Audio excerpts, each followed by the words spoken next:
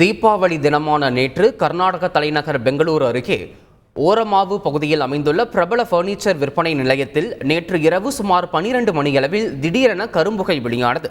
தரைத்தளம் முதல் தளத்தில் கடை அமைந்துள்ள நிலையில் சற்று நேரத்தில் கடையில் இருந்த பொருட்கள் அனைத்தும் தீப்பற்றி எரிய துவங்கின. தரைத்தளம் மற்றும் முதல் தளம் பற்றி எரிந்த நிலையில் 3வது மற்றும் 4வது தளத்தில் இருந்த பாதுகாவலர்கள் கீழே வர முடியாமல் சிக்கிக் கொண்டனர். பல லட்சம் ரூபாய் மதிப்புள்ள பொருட்கள் எரிந்து சாம்பலாகின. உடனடியாக சம்பவ இடத்திற்கு விரைந்து வந்த தீயணைப்பு வீரர்கள் சுமார் 1 மணி நேரம் போராடி தீயை அணைத்தனர்.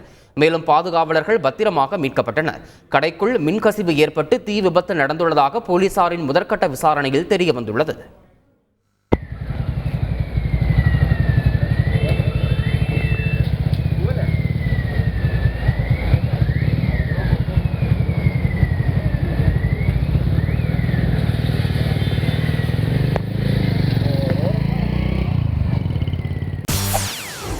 செய்திகளை உடனுக்குடன் தெரிந்து கொள்ள உடனே சப்ஸ்கிரைப் பண்ணுங்க.